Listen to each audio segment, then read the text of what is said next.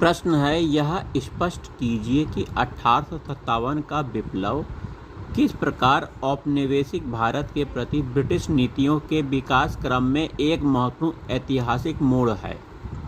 संभावित उत्तर हो सकता है 1857 का विद्रोह भारतीय इतिहास का एक महत्वपूर्ण घटनाक्रम था। औपनिवेशिक शोषण की प्रतिक्रिया स्वरूप उत्पन्न हुए इस विद्रोह ने भारत में अंग्रेजी साम्राज्य के अस्तित्व को ही खतरे में डाल दिया था। भविष्य में इस तरह के विद्रोहों से बचने तथा ब्रिटिश साम्राज्य को मजबूती प्रदान करने के लिए अंग्रेजों ने अपनी नीतियों में व्यापक परिवर्तन किए। इंग्लैंड के सबसे पुराने राजनीतिक गुटों ने 1857 के विद्रोह का कारण कंपनी की आर्थिक और प्रशासनिक नीतियों को माना। अतः 1858 का कानून पारित कर शासकों का अधिकार ईस्ट इंडिया कंपनी से लेकर ब्रिटिश सम्राट को दे दिया गया। अब भारत का शासन ब्रिटिश सरकार के एक मंत्री, जिसे भारत मंत्री कहा जाता था, के पास रहता था। यह मंत्री भारत से दूर लंदन में बैठा होता था। अतः इस स्थिति में सरकार की नीतियों पर भारतीय जनमत का प्रभाव और भी कम हो गया। सरकार की नीतियों पर ब्रिटिश उद्योगपति और व्यापारियों का प्रभाव और बढ़ गया।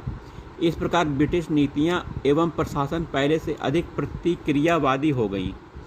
वहीं भारत में ब्रिटिश शासन की स्थापना का महत्वपूर्ण आधार उनकी सेना थी। अतः विद्रोह के पश्चात सैन्य नीतियों में भी महत्वपूर्ण परिवर्तन किए गए। भारतीय सैनिकों में राष्ट्रवाद की भावना न बढ़ सके, इसके लिए उनके बीच जातीय, धार्मिक, क्षेत्रीय निष्ठा की भावना को प्रोत्साहित किया गया। इसके आधार पर गोरखा, महार, मराठा, सिख आदि रेजिमेंट की स्थापना की गई। भविष्य में 1857 के विद्रोह जैसी घटना न हो, इसके लिए सेना में यूरोपीय सैनिकों का अनुपात बढ़ाया गया और सेना के महत्वपूर्ण विभाग उन्हीं को दे दिए गए। विद्रोह के दौरान कई जागीरदारों भारतीय रियासतों ने अंग्रेजों का साथ दिया था। अतः अंग्रेजों ने इन राजाओं और जमींदारों को साम्राज्य का समर्थक मान उनकी तरफ दोस्ती का हाथ बढ़ाया। अब यह घोषित किया गया कि भविष्य में भारतीय राज्यों का अधिग्रहण नहीं किया जाएगा। इस तरह पहले से चली आ रही डलहौजी के व्यक्तिगत और प्रत्यक्ष नियंत्रण की नीति को अब त्याग दिया गया। 1857 का विद्रोह ब्रिटिश सत्ता को खुली चुनौती थी। अतः भारत में ब्रिटिश सत्ता को स्थायित्व देने के लिए अंग्रेजों ने और अधिक प्रतिक्रियावादी नीति अपनाई।